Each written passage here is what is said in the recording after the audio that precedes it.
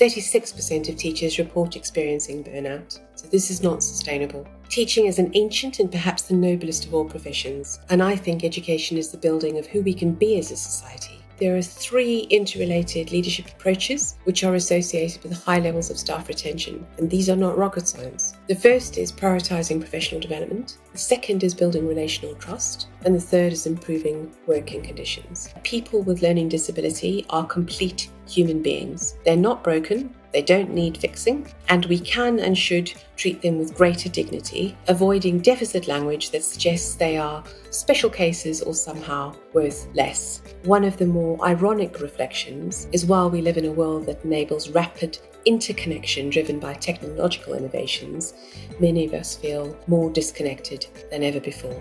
So it is essential that as public leaders, we work with our parents and communities to repair the social contract, to rebuild trust in our schools. Thereby, we'll help to rebuild trust in our public institutions. So I think this is the beginning of a story that we need to create together about building more inclusive schools, schools where all our children feel like they belong.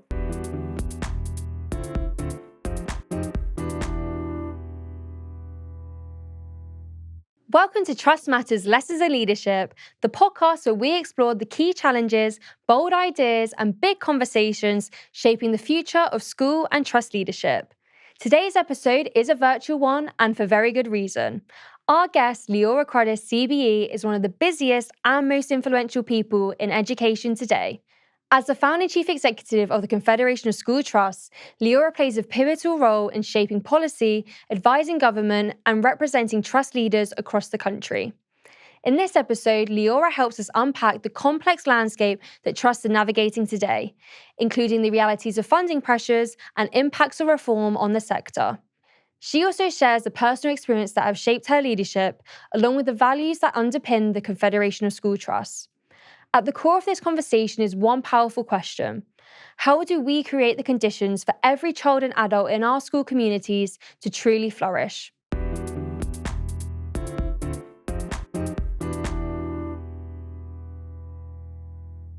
Well, welcome to the podcast, Leora. We're really happy to have you on today. I know how busy you are, so it's an absolute pleasure that you've taken the time to join us today. Thanks, Ellie, and it's lovely to be here. So the CST has responded to both Ofsted and DfE consultations on accountability on behalf of your members. What changes are you advocating for in how school and trust performance is assessed and reported? So the first thing to say is that neither of these consultations actually address how trust performance is assessed. Both consultations deal with the level of the school, not the level of the trust. However, there is a manifesto commitment to bring trusts into the realm of inspection. Now, we at CST think that that does make sense in the longer term. So if the trust is the accountable body, why would you not scrutinise the work of the trust? But we think we're quite a long way off from that. So we've asked a series of questions of the policy team that is developing this proposal. So first of all, what is the problem we're trying to solve with trust inspection? What is the purpose of trust inspection and what will be inspected? What's the conception of quality that will underpin trust inspection? What is the relationship between trust inspection and regulation?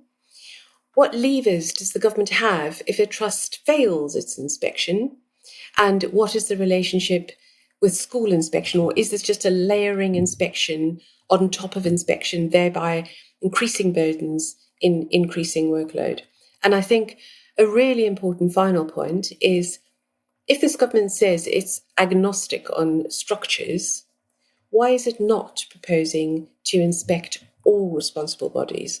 Why is it proposing to inspect just one part of the sector? So CST, this is a bit of a hill for us to die on. We think if the government does take forward its plans to inspect groups of schools, then it needs to inspect all responsible bodies, not just one type of responsible body. So the government is currently scaling up the RISE programme. How confident are you that this framework will be a lever for improvement for the schools that need it the most? So I believe the government is well intentioned here. It wants to make an intervention quickly in schools that it believes are not performing well enough. It doesn't just want to use the lever of intervening to change the body that is responsible for the school, in other words, the local authority or the trust. And I have some sympathy with this intention. However, I do think that there's some quite serious issues with the policy. For example, at CST, we have significant concerns about the proposed definition of a stuck school. And this is particularly as the definition of the stuck school pertains to schools with a first Ofsted judgment of less than good before the school joined the trust. So a trust can't be responsible for an Ofsted judgment before it was responsible for the school. That is ludicrous and bizarre. But under this policy, the trust is being held accountable for Ofsted judgments before it actually was responsible for the school. And we think this runs contrary to the theory of change that sees regulators sponsor such schools into trusts in the first place. So there's a big hole in the middle of this policy. Ultimately, we believe the best way to improve a school is to ensure that it is in a group of schools working together and deep and purposeful collaboration in a clear accountability structure. In other words, the trust. We know that trusts have taken on and turned around some of the most underperforming schools in the system, serving in the most disadvantaged areas in England. So I think I think I'm sympathetic to what the government is trying to do with the rise policy, but I think we need to work out some of the big holes in the policy before we go forward. And one of the other things that CST has been vocal on is pushing back against some of the content of the Children's Wellbeing and Schools Bill. What do you think is at stake for trusts and schools with that bill, and what protections do you want to see in place? So in April, we published a policy briefing which sets out our current position. And I'm actually quite pleased with the progress that we have made since the bill was laid before Christmas. Let me give you an example of one way that we've worked with government since the bill was laid to the point now which it's gone into the Lords. And the particular measure that I'll talk about is the measure on teachers' pay and conditions, which was originally a really over-prescriptive policy. So we've worked very hard with government, which ultimately led to government laying an amendment to its own bill. So the government brought forward an amendment to the bill that says that the Secretary of State may, by order, make a provision requiring the remuneration of an academy teacher to be at least equal to the amount specified in the order. And we want to be absolutely clear that this is a floor and not a ceiling, which the Secretary of State has talked about. We also want to be clear that there is no evidence to suggest academy freedoms have been to the detriment of staff. Now, the government hasn't said that at all, but there has been some sort of comment in the public discourse about that, and there's not evidence to support that particular claim.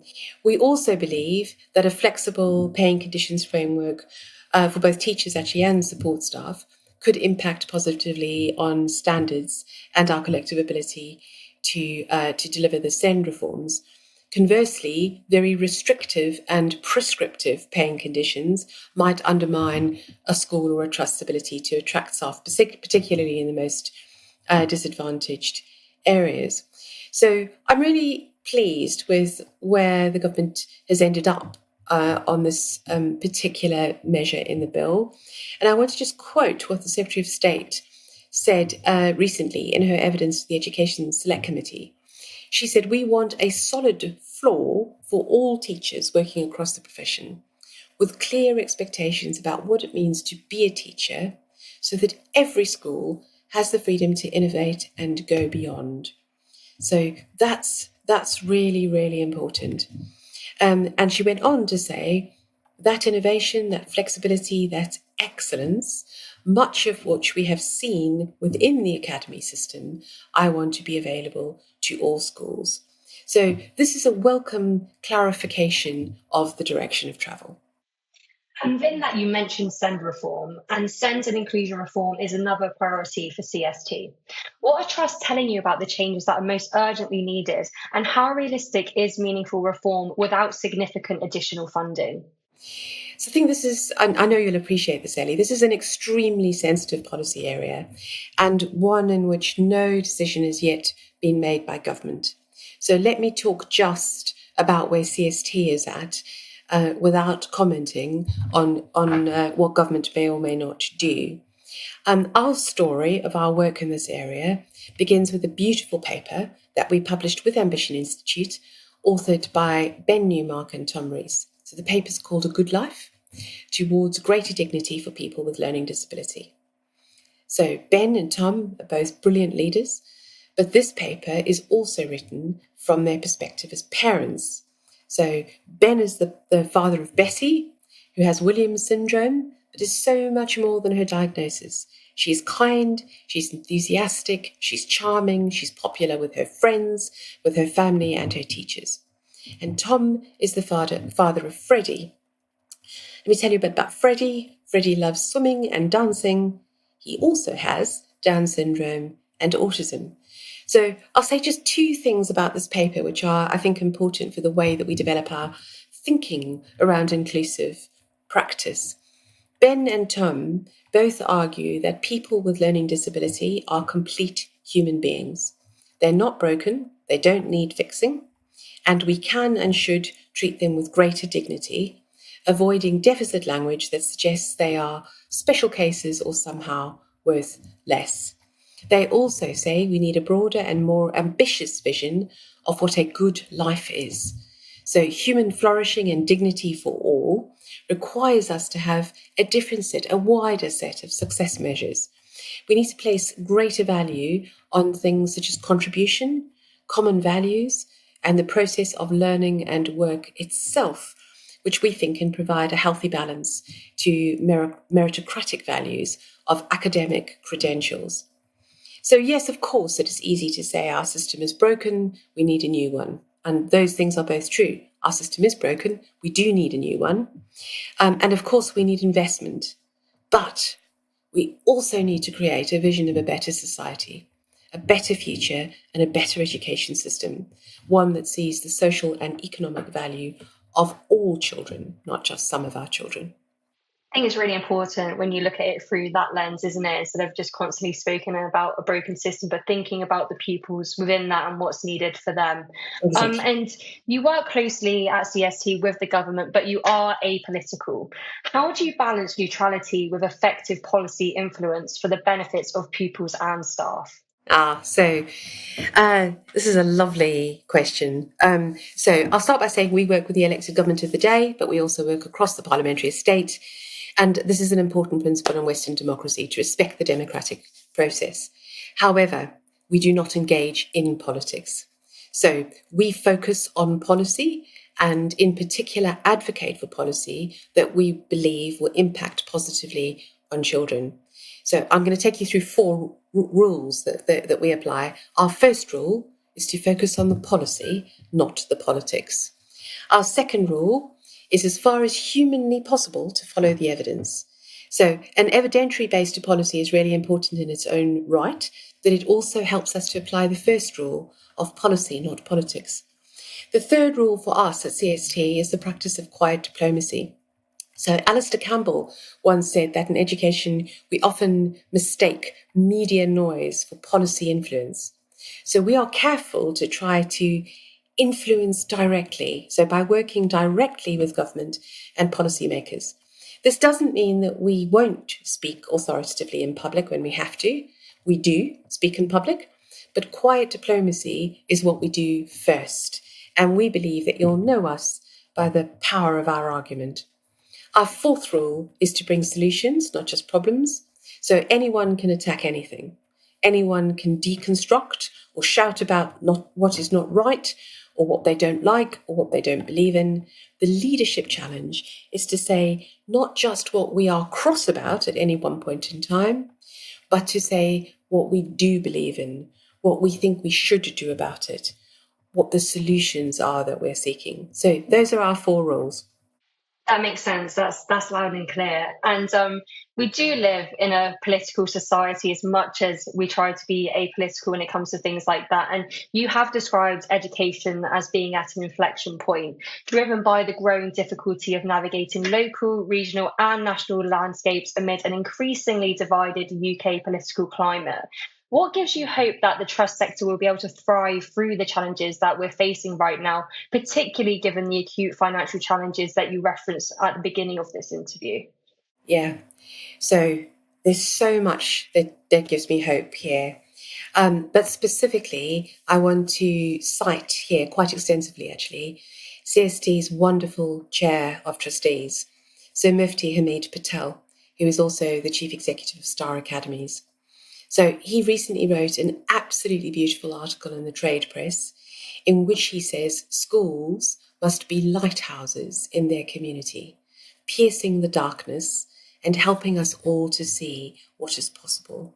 So he goes on to say, as we herald a new year, he was writing just after the new calendar year, one of the more ironic reflections is while we live in a world that enables rapid interconnection driven by technological innovations, many of us feel more disconnected than ever before. So at a time when our burgeoning social networks mean we appear highly connected, we are lonelier than we have been. And young people struggle to see themselves in the people they meet. They cannot fathom how they might fit into the tumultuous world before them. And elderly and dispossessed members of our communities feel ignored, devoid of agency, and aching for companionship and conversation. And most worrisome of all, people of all ages and all walks of life are battling demons within, beset by worries, incapacitated by anxieties, unable to connect meaningfully with those around them.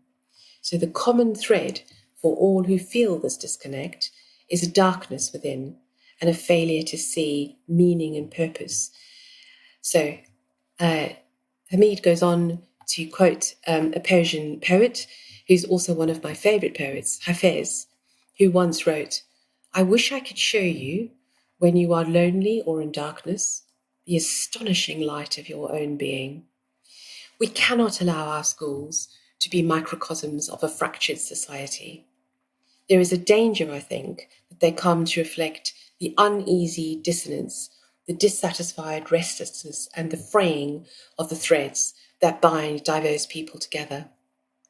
But as many societies of their own, Hamid says, schools offer the promise of joy and a comforting feeling of belonging for all our young people and families. At their best, they can be ports to seek refuge from the wider storm and reassuring lighthouses that help all of us navigate their perils.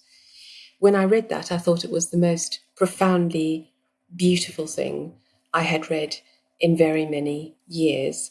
And it was one of the things at the beginning of the year, when we were still in winter, in the darkness of winter, led to a light for me and a huge beacon of hope. I think that lighthouse metaphor is really poignant and sums it up really nicely. And in the midst of this turbulent national picture, rebuilding trust in public institutions has become a larger issue. But what role do you think that trust can play in restoring some of that public confidence? Yeah, so we know that trust and confidence in public institutions is a concern right now. And in our schools, we see this playing out through the problems with pupil attendance, with behaviour, with the exponential rise in parental complaints. And I think we started to see some of these trends before the pandemic, but the pandemic, I think, has exacerbated them. I do believe trust is integral to the functioning of any society. And the United Nations has written, I think, this beautiful framing of trust. Trust in each other, in our public institutions, and in our leaders are all essential ingredients for social and economic progress, allowing people to cooperate with and express solidarity for one another. So that's a slightly different way of saying what Hamid said much more beautifully, I think, in his New Year article. So it is essential that as public leaders, We work with our parents and communities to repair the social contract, to rebuild trust in our schools. Thereby, we'll help to rebuild trust in our public institutions. And CST has been suggesting for a while now that belonging is the foundation of rebuilding the social contract, of rebuilding trust. So at our conference in 2022, we invited Owen Eastwood, who is the author of a book called Belonging, the Ancient Code of Togetherness. We invited him to give a keynote. His book is a beautiful exploration of our primal need to belong together. And to be clear, I don't think this is the next faddish thing in a sector that is captured by fads. I think it speaks deeply to what it is to be human. To feel a sense of belonging is to feel accepted, to feel seen, to feel included by a group of people, to believe that we fit in, to trust that we will be protected by them. And to not feel belonging is to experience the precarious and insecure sense of being an outsider. Now, there's a worrying trend in our schools, and PISA 22 report showed us this. In England, young people experienced significantly lower average levels of satisfaction with their lives, and fewer reported that they feel like they belong in their schools. So that is worrying. So I think this is the beginning of a story that we need to create together about building more inclusive schools, schools where all our children feel like they belong. Not because Ofsted tells us to do it. Obviously, Ofsted is currently investigating how to measure inclusion, and I think that's right.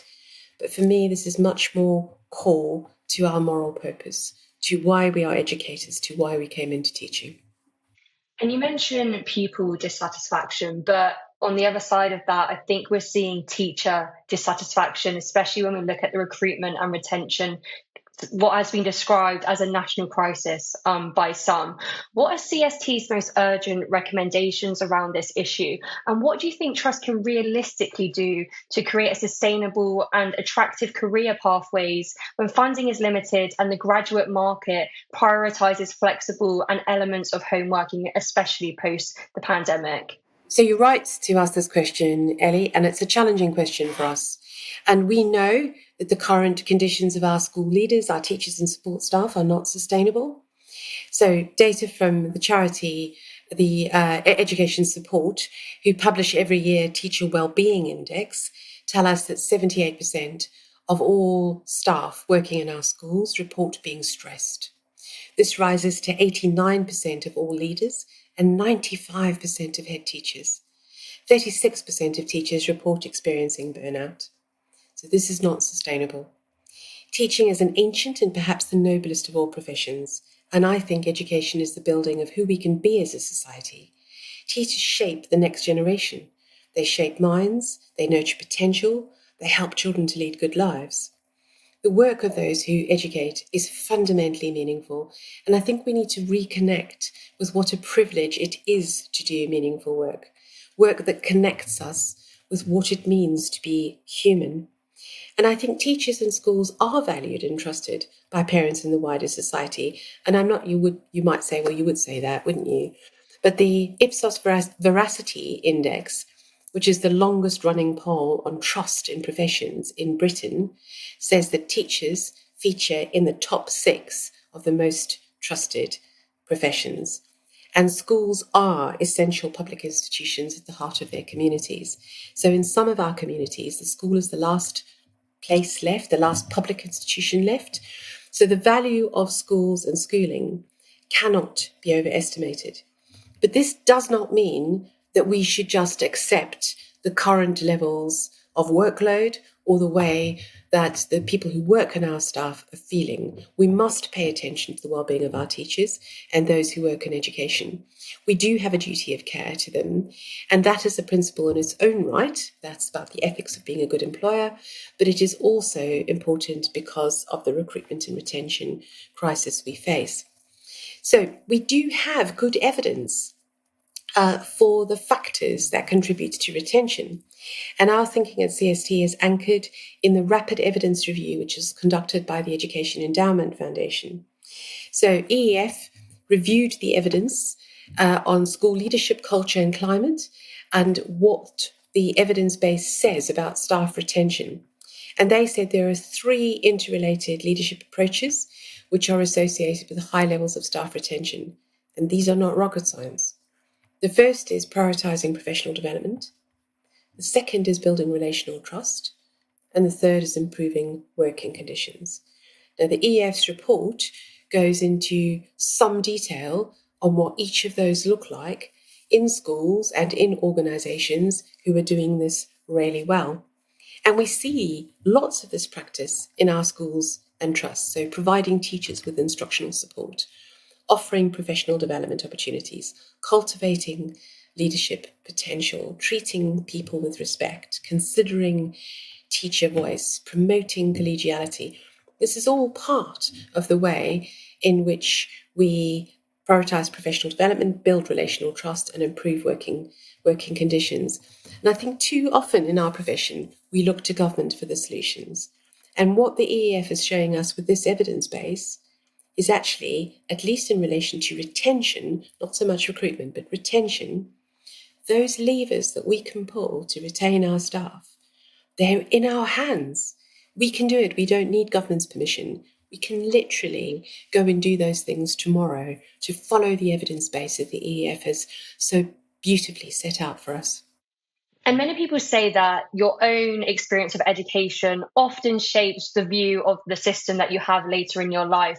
You've had a very varied view through your own lens of the education system. So you grew up in apartheid era South Africa and you served as head girl at your all-white school there. You've also previously worked in roles at a local authority and a union, as well as being a former English teacher.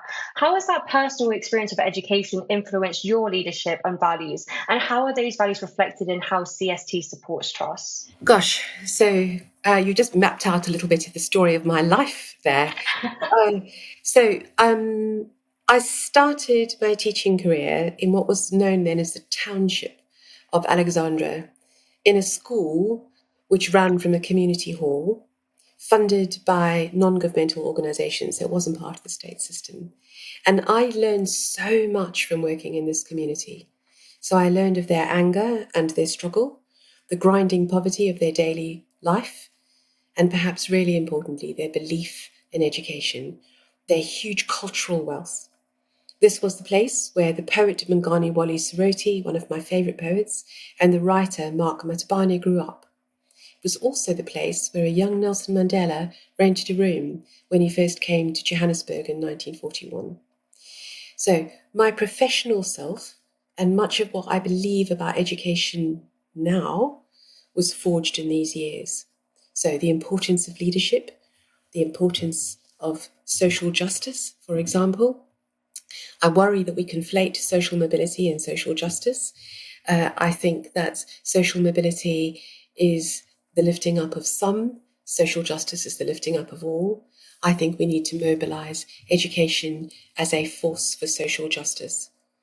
So I lived in South Africa when Nelson Mandela was released from prison and then became our president. And I find Nelson Mandela's personal story absolutely extraordinary. So his values and his belief system have very much influenced what I now hold to be dear in terms of my own value system. I think his belief system can be described as a mix of traditional African beliefs, his belief in Black nationalism and socialism, and a non-violent resistance. However, his core belief was in that of human dignity in the context of equity.